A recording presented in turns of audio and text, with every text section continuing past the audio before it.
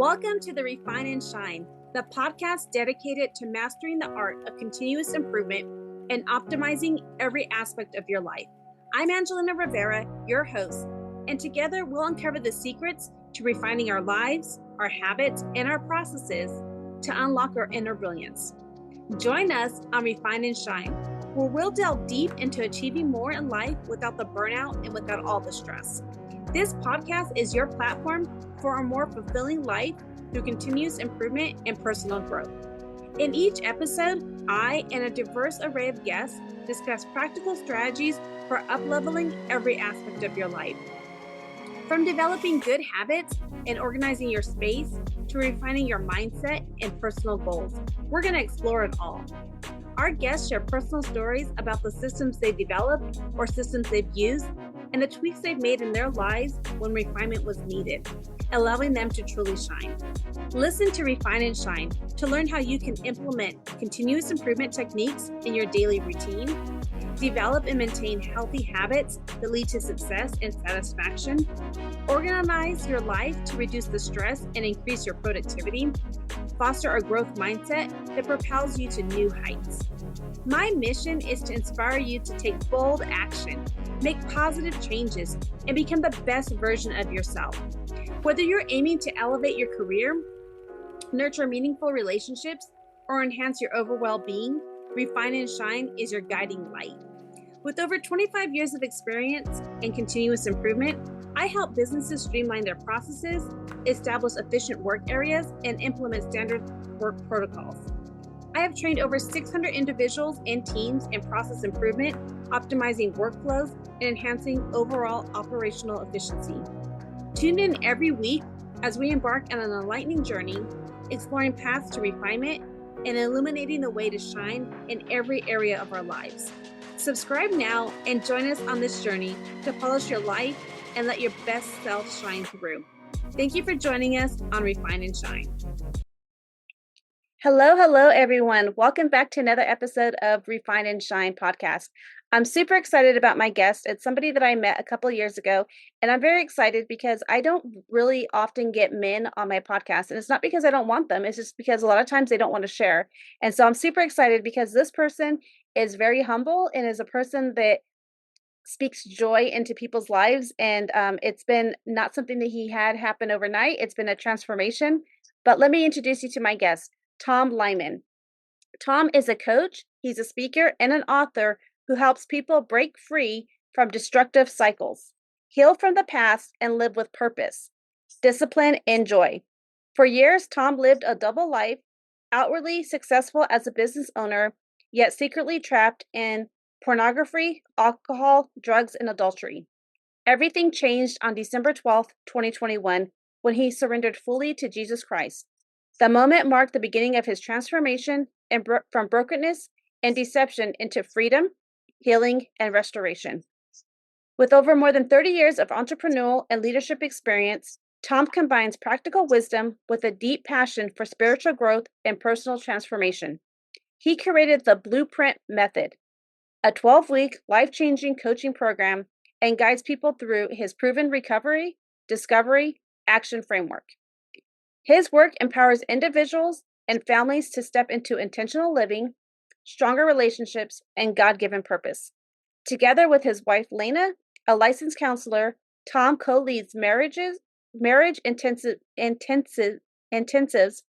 Hope Beyond Betrayal, that provide hope and healing for couples navigating betrayal and broken trust.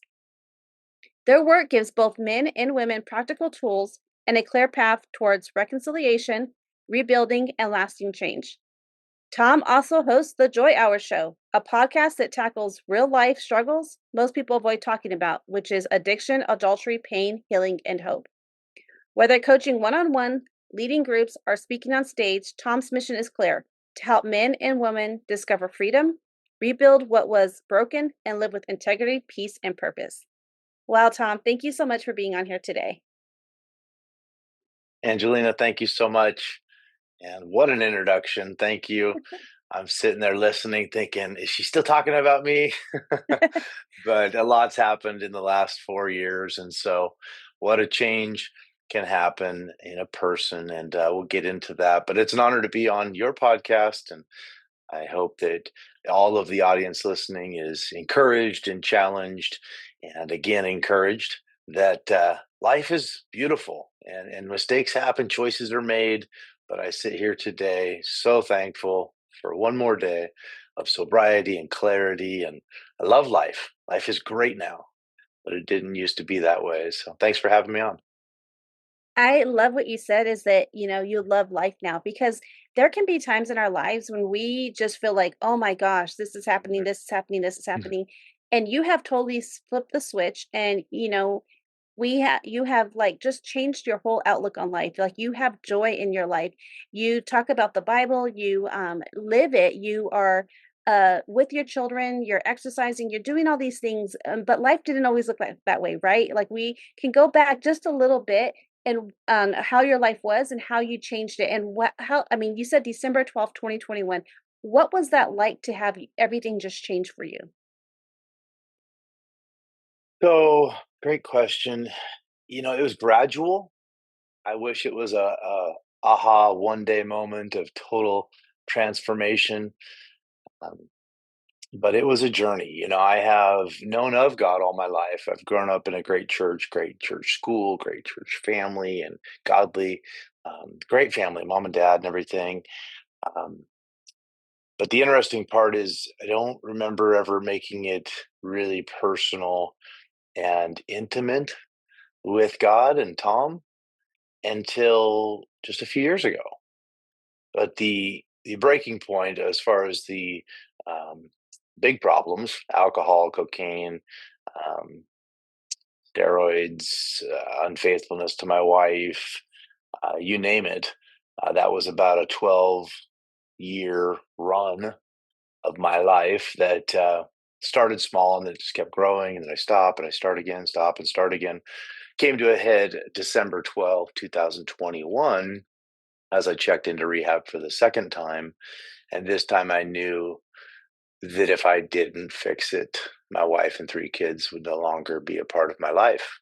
Mhm. And also, I had to pay out of pocket to get into rehab this time. The first time was covered by insurance, and the second time it wasn't. And I find that very fascinating, especially for men, where it's very hard for us to ask for help. And it's even harder to ask for help and pay for help. Mhm. And that is the most beautiful thing that ever happened in my life. Was life did humble me, and I did realize that I was a mess. But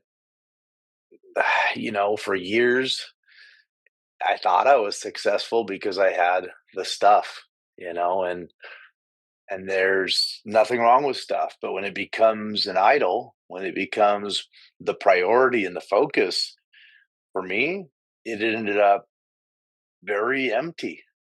I mean, I think at one point I don't even want to know how many vehicles I had, and toys, and I mean things I didn't even have time to use for hobbies. I'd buy it and use it once. And then it would sit, and these blessings became burdens. And I remember driving in my driveway, 5 acres, 6,000 square foot house, and all these things, cars and toys, and just feeling more weight on me at my own home than when I was elsewhere. So of course I love vacations because it's like I didn't have to think about anything.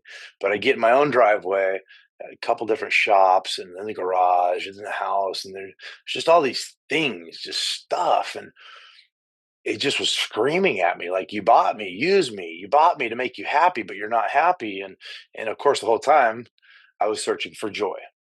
Mhm. And what I've realized through this journey is money does buy happiness, very fleeting, short glimpses of touching what happiness tastes like and feels like. Joy, joy is way different. Joy Mhm. is free. Joy is a choice. Joy comes from God. Joy comes from a decision that we make. I've had joy now through grief. I've had joy through loss and pain, and joy is a whole different ballpark. And so it was a few years ago this all happened, and I remember that epiphany, I think is the word, where I'm like, oh. I've been chasing success, but I never defined success properly. Yes.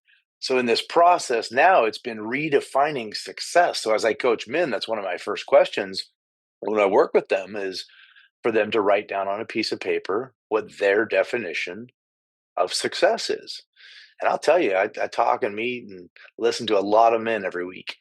And it's amazing to see how these successful business owners and project managers and leaders and entrepreneurs, they just go deer in the headlights when they got a pen and paper and you ask them to write down their definition of success. And what do you write? Like 4 cars, 6 cars, $1 million, $10 million, vacations, retirement. What do you write? What are you searching for? And I'll never forget a person telling me how many times people will climb a big, tall extension ladder and get towards the top or at the top. And I'm in construction for 30 years, so I love these analogies. But he said, they get to the point where they're at the top of the ladder and they go, it was leaned against the wrong building. Well, then you got a decision to make. You're in that middle of life, maybe 40, 50 years old. I'm 47 right now. But with that, it's like, well, now what do I do? Do I climb all the way down this ladder and then move the ladder to the right building and then climb all the way up? Well, a lot of us can do that, right? But there comes a point, and it's sad, but for some people, they don't have these aha moments and epiphanies at a younger age. And it's when they're 70 or 80 or 90. And then it's like, well, I can't climb another ladder. It's going to take too many hours, too much work. And so I'm thankful for the wake up call that happened. I feel like I was probably a month or two away from dying. It was substance and alcohol every day, from the time I woke up until I went to sleep. Functional addict, but drinking and driving all the time. And, uh, and it's just a matter of time until a car accident or an overdose, or sometimes there was the suicidal thoughts of Mhm. like other people would be better off if I wasn't here. And then, of course, if that's going on at the same time as being under the influence in a heavy state like that, um, I had images, I had thoughts going through my mind of that, and anyhow, rambling, but It's I'm okay. thankful. I am getting close to 4 years of 100% clean and sober. Every day gets better. I lay my head down every night with joy and peace, and I look in the mirror and go, Tom, you're doing a great job. Am I perfect? No. Still got a lot of stuff. I still have counselors. I still have coaches. I still have a lot of pastors, people speaking into my life. But I'm thankful. And one of my sayings to people is this: as long as there's breath, there is hope for a better life. And I just would encourage anybody, no matter where you are, no matter how many years of stuck in old bad habits and everything, there is a roadmap that works. There's a blueprint that works. I love all of the things you said. And when you asked, one of the things when you said the definition of success, that's actually something that I journal about. What is success? And to me, and you talked about it, it's like you can have the cars, all the things, but those are just those are objects, right? False idols, Mhm, things like that. It's not mhm, nothing that you can take with to heaven with you and things. And you talked about how when you're older, like in your 70s and everything, you're reflecting back on your life. Those are just things, but do you have that true peace and that true, like the joy? Like for me, the definition mhm, of success is like having that peace, having that freedom, um, not needing external validation, not looking mhm, at like the things like because we can collect things, but that's just things. They're not something that you can use it, they break, you spend more money, all of those things. I know that that's something I've really been journaling a lot about lately because, in my current situation, my mainstream of income just left, like just, is gone right now. And it's like, mhm, okay. And my husband, who has to keep reminding me, it's okay, like, we'll be okay. And we have talked about, it's funny how you say 5 acres because we've talked about getting 5 acres of land, but I told him, "I don't want it big, like, I don't want a bunch of things where I'm gonna spend all my time cleaning, having to mhm, fix, maintain, all of that stuff, like, I don't wanna be in that life anymore." Um, mhm.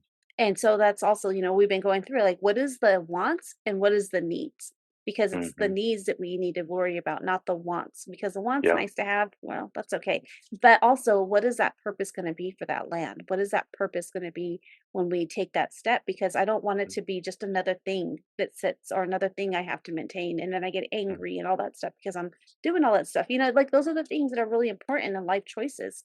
I also liked what you said about it's just a day by day and you're grateful and you look in that mirror and you just thank God because I know for me, I come from my husband suffered from he had an full functioning alcoholic at times, and sometimes he was a belligerent alcoholic. But Mhm. he is now 11 years sober. And one of those reasons that I believe truly that he got sober was I had to give him that ultimatum. Like, Mhm. if you don't stop, um, we cannot be a family.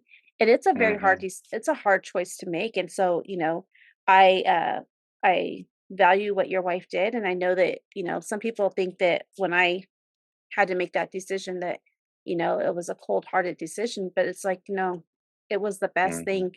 And here, there'll be 11 years and now like that pain that he's been through and like there was the suicidal thoughts, like actually, 5150, all of the things, it was hard.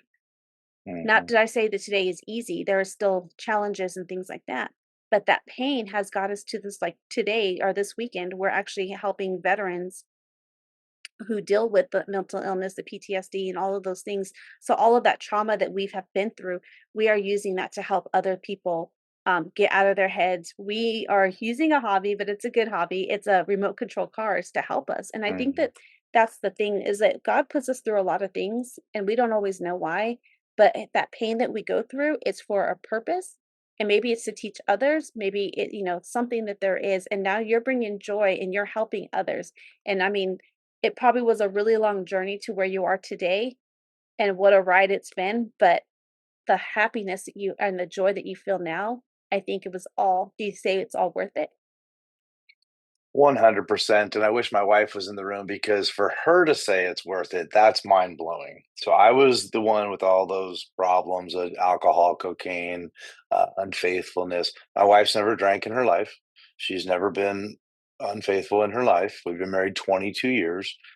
And she looked at me a couple years ago and she said, I wouldn't trade anything we've been through and do it any different. I'm glad we've been through what we've been through. And I'm looking at her and listening to her like, "Is this really happening?" And I looked up and I'm like, "You did that, God. You." What's amazing is, huh, when I this time fixed my heart and me and God, he fixed everything else. And I think a Mhm, lot of times people that have made a fair amount of mistakes, like I'm using as an example here, especially men, if we made the mistake and we broke it, we feel like we have to fix it. And that's the amazing part. I didn't fix my wife. I didn't fix my 3 kids. I didn't fix my relationship with my mom or anybody. I just fixed me and God, and I surrendered, and I said, "God, you're in control now." All of my efforts, 30 years of construction, millions of dollars throughout my career, lots of successes, owning apartment buildings, owning restaurants, blah, blah, blah. And I had to go to rehab twice. One of the ladies, the teachers there, looked at me one time. She said, I was bragging about something in my life that was great. And she said, "Hey, come here. Come here. Stop bragging. Everybody here is trying to get sober. They don't need to hear about your restaurant or your apartment building or whatever I was bragging about." And I said, "Okay, okay, I get it." And she goes, "No, you listen here, young man. Your best efforts got you here in the first place." And I'm like, she was like half my height, just looking up at me and telling me, just tell me the truth. Like, left to yourself, Tom, you're a disaster. You're a mess. And so I've been humbled by those type of things, but I'm thankful for it. And I believe this. I believe God knows the end from the beginning. And he mhm. knew my wife was strong enough to make it through. And he knew that I was going to make it through. And he knew that we were going to be very vocal people. I mean, we're way too much for some people. We talk pornography, sex addiction all the time, dinner tables. I don't care where we are. We're going to talk about it. Why? Because everything else is talking about it. I mean, 5-year-olds are exposed to stuff that 50 years ago we weren't exposed to. I mean, the whole world's changed a lot when it comes to those topics. And so since it's ramped up, my wife and I feel the call and the burden to ramp up those discussions and to normalize those conversations and not keep our head in the sand. Our kids, we talk about these things all the time and very open in these areas. But with this, what I've realized is God knows the end from the beginning.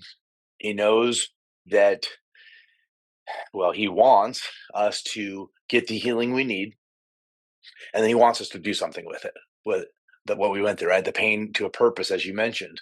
And I realized all of this is in the scripture. It's so clear. Revelation 12:11.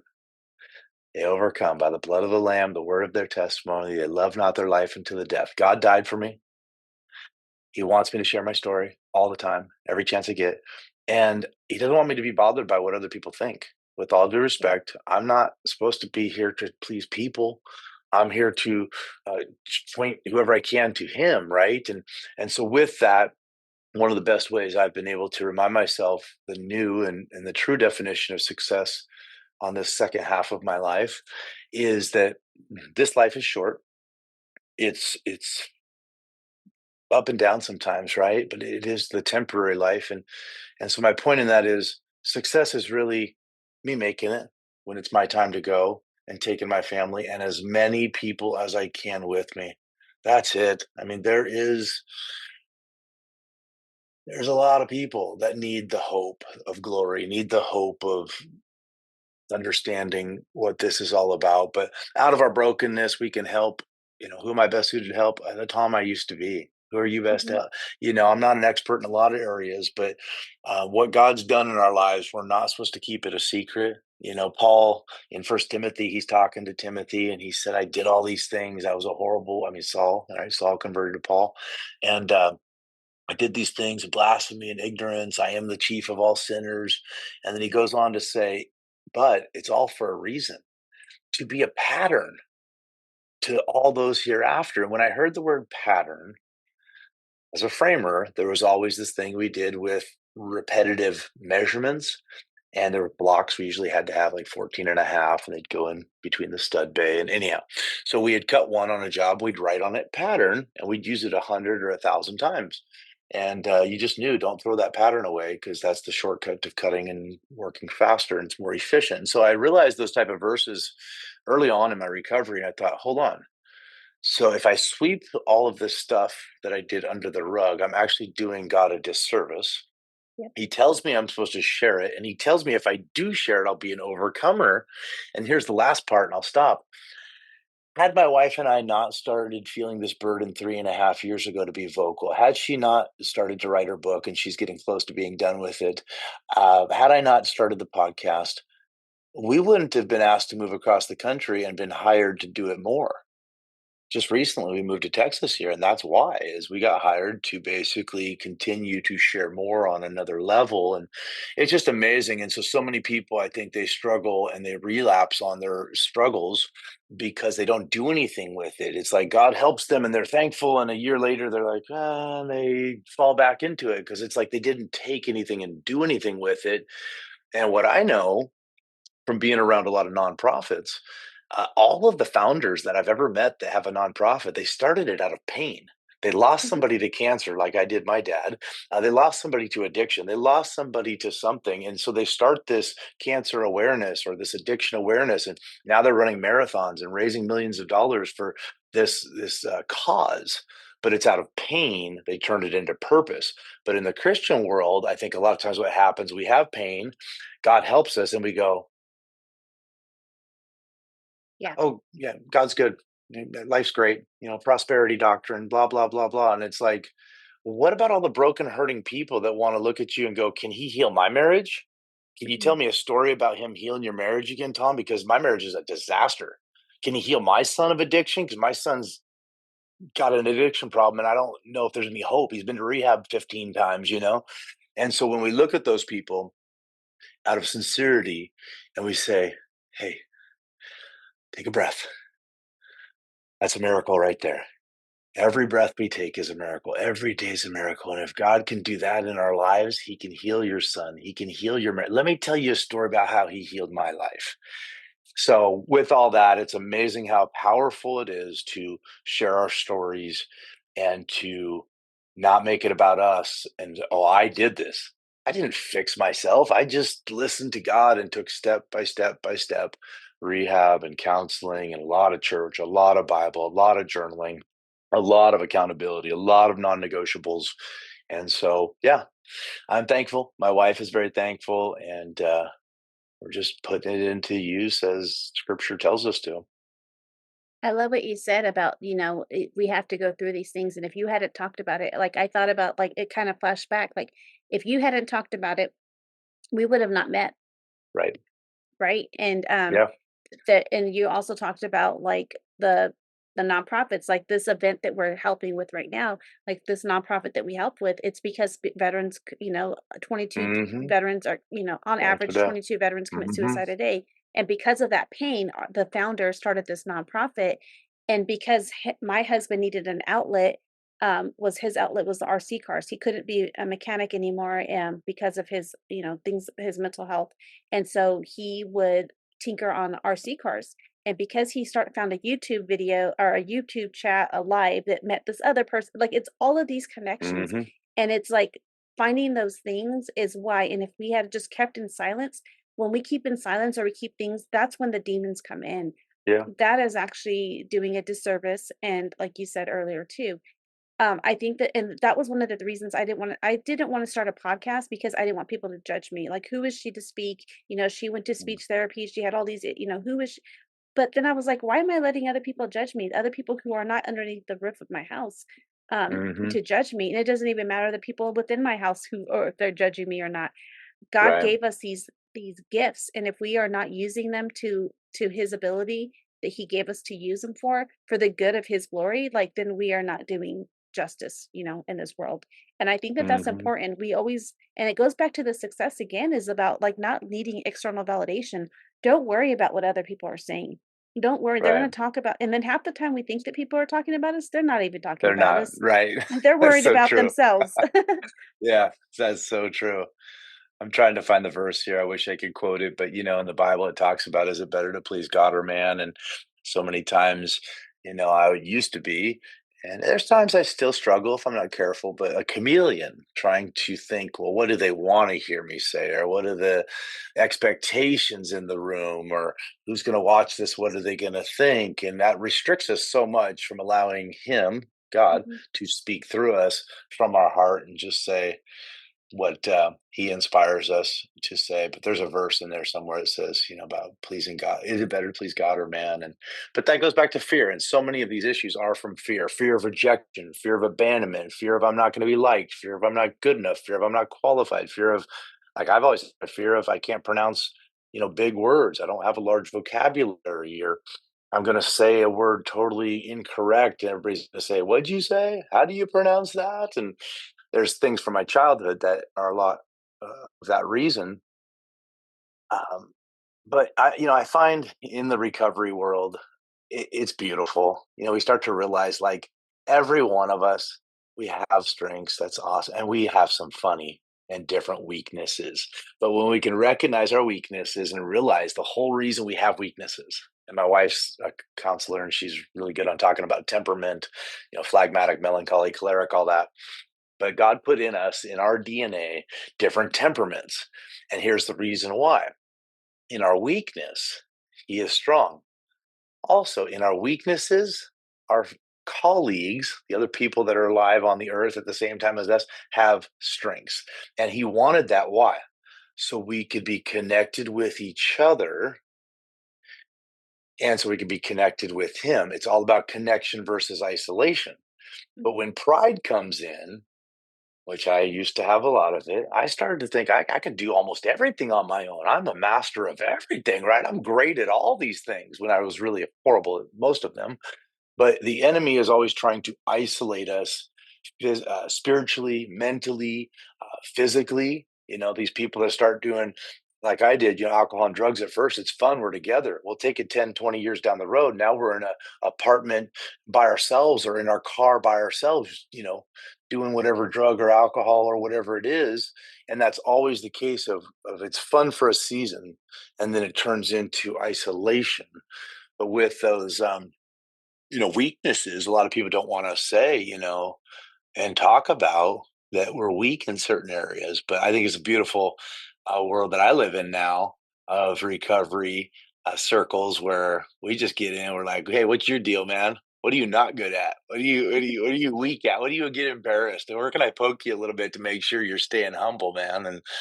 And then you build teams. You know, the best teams are always going to be where you have, you know, say 6 or 7 people or however many, but we all have these differences, and then we create um, a company together. You know, even churches, nonprofits. You know, that's how really teams and businesses even should get built. Is your weakness is my strength, and his is, you know. And there's a lot of them to cover depending on what you're trying to build together. But a lot of people don't like to talk about weaknesses or mistakes or failures. Oh man, I don't want to talk about any failures, but when we tap into that, that's where we become stronger together. And that's Yes. what we need more than anything is unity. And that's what the enemy's always tried to mess up in church families, uh, blood, you know, families. There's always this, as long as there's not unity, the enemy's successful. When there's unity, we're a force to be reckoned with because we're unified, of course, for the kingdom. Yeah, I love Anyhow, all that. rabbit No. trail, maybe. I don't know. No, no, no, it's so good because we do. It's like when you form it's not about just you because when it's just you, it's I can do this, I can do that. Yeah. We're letting our ego get in the way. And when our ego comes in, like that's edging God out. That's how I always remember Hmm. ego is edging God out. And with a team, like if we all have weaknesses and it's okay to Hmm. say that you have a weakness, but we Yeah. all have strengths too. And if you can combine, your strengths and your weakness, like so there's certain things that my husband's really good at, and I'm certain things I'm not at. But together we're able to have that unity together because of, where he is weak, I am strong, and where I am weak, he is strong. Hmm. And that brings that unity together. And I think that that's so impactful, but that's also with your relationships and stuff. And if people are bringing you down or always about, hold on real quick. You're good. And whenever we get time, I'll introduce you to my wife. And if you'd ever like to have her on your podcast, Oh, absolutely. she can explain the whole temperament thing really well. And it's amazing when a person goes through this temperament study, it will help them with their career choices. It will help them understand themselves. So therefore, once they understand themselves, then they can love themselves. And then, and only then, can they fulfill the great commandment, which is love God, love thy neighbor as thyself. And a lot of the population, including the old Tom, I didn't love myself at all. I could not look in the mirror at the end of or any time throughout the day and go, hey, I'm proud of you. You're great. I love you, dude. I couldn't do that. So therefore, everything was fake. Everything was surface. I Hmm. loved people. I didn't even understand the definition of love because I hated myself. And so it's that internal anger and conflict because I didn't really know who I was in the first place, but also I was running from the call of God on my life, which is a recipe for disaster. I knew at a young age that there was some sort of Nineveh out there, and I went to Tarshish, and my name was Jonah, and I ended up in the belly of the whale, which was called rehab. Very humbling. Some people it's jail or prison time, but with these experiences, and I'm around a lot of different circles of men that have been in some belly of the whale situation, but until they surrender and go, all right, God, I'm going to do what you want. But then again, is, who am I? Am I meant to be, you know, a computer guy? Am I meant to be an outdoor guy? Am I meant to be working by myself 80 hours a day? Or am I supposed to be around other people? Or, even in like churches, am I meant to, work in the men's department or the music department? Or am I an usher, a greeter? Am I a janitor? I mean, there's no, and that's the sad part in our world is we have somehow been brainwashed to think that get me fired up here, to think that there are different levels because of celebrity status. Oh, this person here, oh, they play this sport and everybody watches them on a Sunday, right? So they're super famous and popular and successful. Or this person's very wealthy, they've got a certain career, right? So my point is, let's just use two. Let's say a janitor and a doctor. Two of them meet and, hey, what do you do for a living? I'm a janitor. I'm a doctor. Right away, both of them have a thought of the other person. But if those two people met and said, "Hey, do you have kids? Where were you born? What are your hobbies? What are you into, man? Tell me about yourself. How's your mental health? Love you, bro." And then later found out the one's a Mhm. doctor making 600 grand a year, one's a janitor making 60. Guess what? There'd be mutual respect.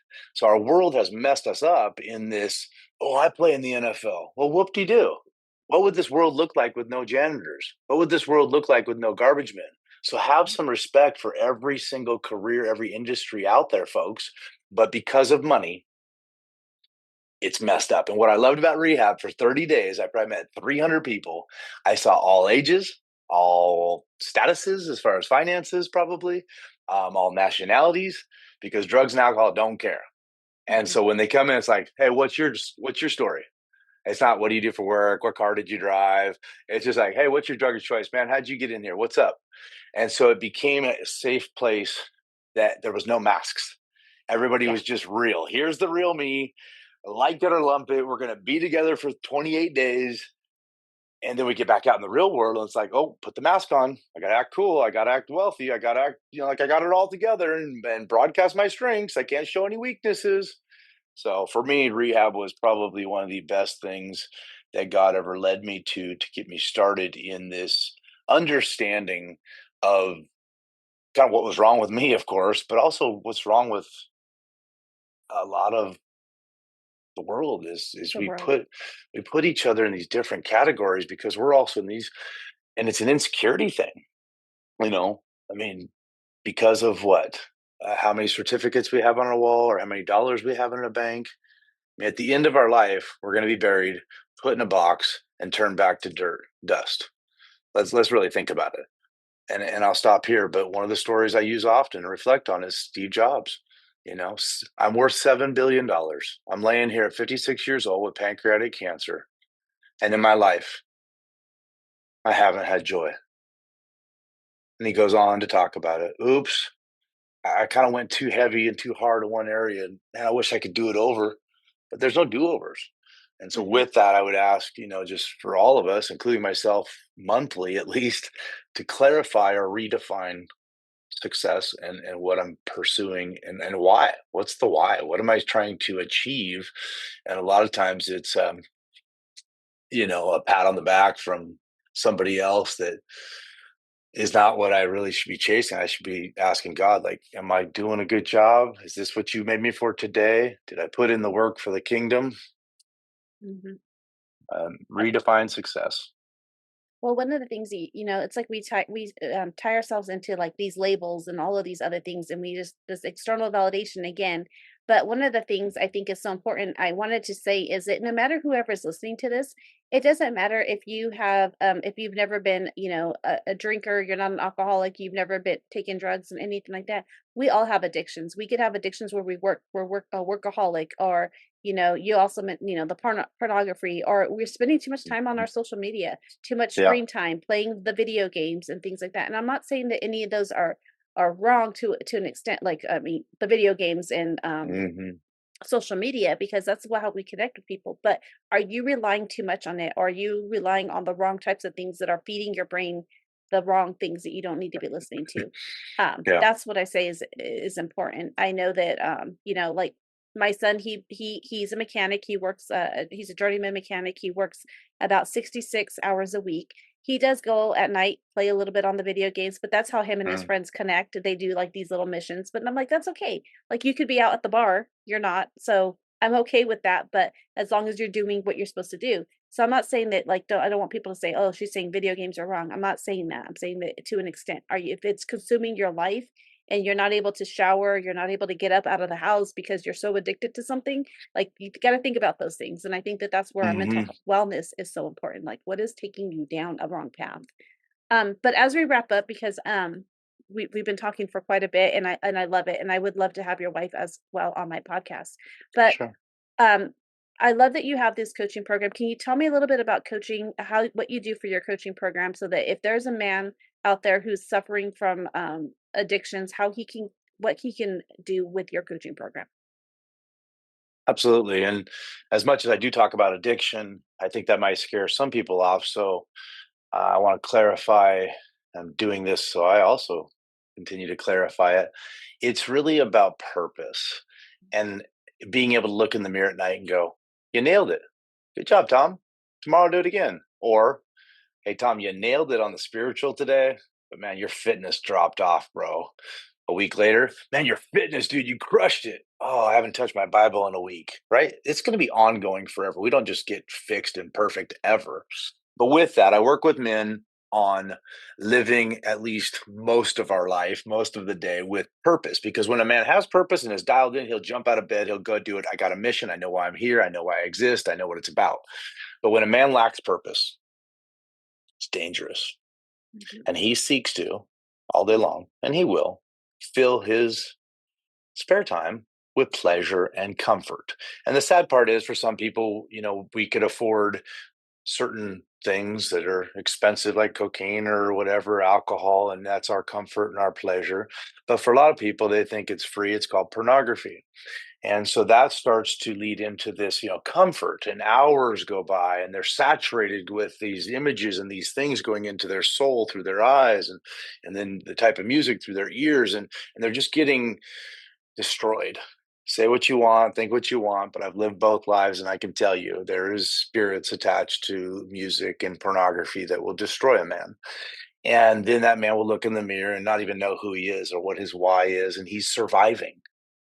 So my goal, my calling is to work with men that are sick of surviving and they want to give it a go to see if there's any hope of finding a purpose so fun and awesome that they jump out of bed and go, I'm going to the gym with my son. Yes. And tonight I'm going to be going out with my wife to a great date, a wonderful restaurant. I'm not going to drink alcohol. I'm going to have water. I'm going to look her in the eyes, not have my phone in my lap, and we're going to have a date night. And then tomorrow I'm going to get up Sunday morning. I'm going to go to both church services because I love church. I love God. I love connecting with people. And this is what I do. Here's my schedule. If you want to find Tom, this is where you'll find him. This is what I do. Then I can look in the mirror at night and go, you're crushing it. Yes. I've done this the last couple of years, all at the same time. I've lost a lot of my financial history of the 30-year career, and it's just life. It just happens. But the money never brought me peace and joy. Never. This lifestyle, this lifestyle is a kick in the pants. And it brings peace and joy so much. So it's really helping men get clarity and purpose and look in the mirror and go, good job, man. And when you slack off a little, you step it up and you're accountable. So I'm an accountability coach. I get on to guys pretty good, but out of love, and say, bro, I see you. I get you. I get it. And there's no time for shame and embarrassment. The past is the past. Whatever you did last night, let's move on. Where do you want to go? And so, like, Atomic Habits is a great book, that 1%. So I'm seeing these men going this way, and they're just surviving in this life, and they're 40, 50 years old, or sometimes 20 or 30 even, and they're just surviving. And they're finally going, is there more? Is there something I'm missing? What is it? How do I get over here? If I'm way over here, it seems like eating an elephant. Where do I start? So I help them start with key questions that a lot of men have never done. Journal, write down the definition of success, write down my why, write down what a perfect day looks like. I just want $1 billion, right? Because that's what the world says now is a billionaire, la, 7 figures, 8 figures, whatever.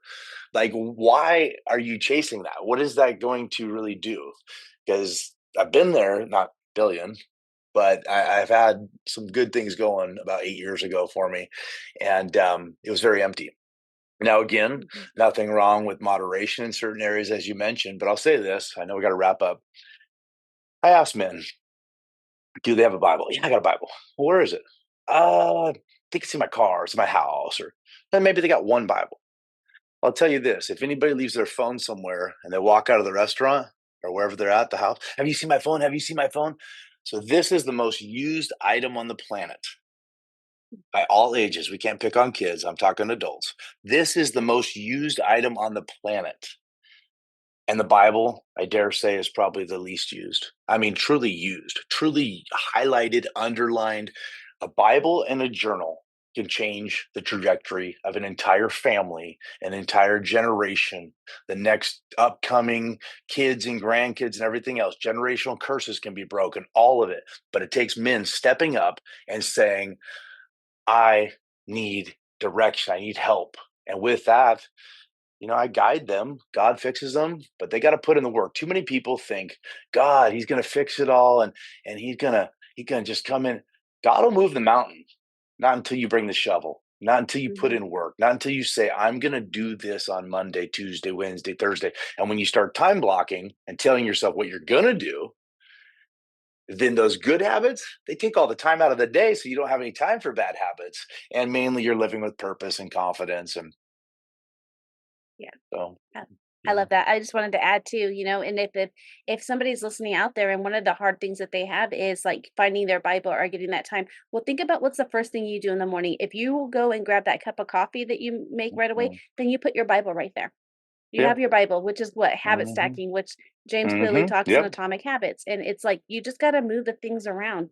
You can't say Yeah. that you don't have time. It's just everybody Mm. we all have the same 168 hours a week. Yep. And this is me and my time management coaching coming in. It's what are you valuing more Yeah. than, and what are your priorities? And so you help them Mhm. with that clarity and stuff. I Yep. love that. And I tell guys, like, if you want healing, you have to be honest with me. I'm your coach. You just hired me. And so let's start talking about this, your calendar and your checkbook. Look it over and you'll see where your priorities are. You don't have to show me, but if you want to, I can tell you where your priorities are because the phone that we're talking about, it tells you what you're looking at and for how long. Your credit card statement, it tells you where your heart is and what you're buying. Hmm. So yeah, out of love, I coach men and say, guys, I get it. We've all made a bunch of dumb choices, most of us in our 20s, 30s, 40s, but it's not too late. It's not too late. And if we fix and put in the time, and God will step in and do the rest.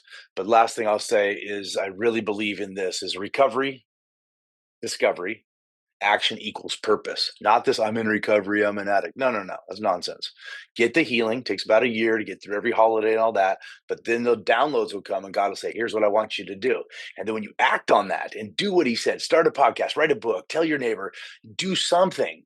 That's what will give all of the clarity and purpose for why you went through it in the first place at all. God knew you were strong enough to make it through. Now put in the work, ask for help. And if I can be a part of that at all, let me know. I love you guys, men listening out there. Um, if you want my way to reach me, I can throw it out there real quick. Yeah, Uh, throw out what your website is, and I'll make sure I have it in the show notes. And then just real quick, we just need to do yeah. before you do that or after you do that, just one thing that what we did kind of you probably already talked about it, but what's one thing that they can do to refine and shine? And you're probably going to say get out their Bible, but whatever it is for No, no, you. no. No, there's actually a few things going through my mind. Okay. And the email is pretty simple. It's Tom-Lyman.com. The dash is very important. Go to a graveyard, look at the dash. What's it mean? What did they do with their life? So Tom-Lyman.com. So a way to identify how we're doing and to be cautious. Two things. One is the HALT. A lot of people have heard that, HALT. So hungry, angry, lonely, tired. I added BIS, so HALT biz, and that's bored, irritable, or stressed. So we got to know ourselves. If I walk out of here today and I'm angry and I'm irritable and I'm stressed and I'm tired, like I probably shouldn't run by a gas station and walk in. I might end up with a beverage in my hand I didn't really need or want, right? So we got to know our struggles. We got to know what's going on throughout our days. Halt biz is a way to know that and check in.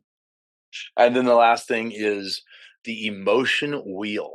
So I was a guy that bottled up my feelings for 44 years and therefore I bottled them up, right? Mhm. So now the last 3.5 years or so, I've been known to be an emotional guy. And at first I'm like, hey, I don't know if I want to be known as the emotional guy, but there's an emotion wheel. Just type in on Amazon or wherever emotion wheel, feelings wheel, and there's 144 words. And when we can expand our vocabulary, instead of saying, I'm fine, thanks, or I'm good or I'm bad, it's only 2 words. There's 144 words.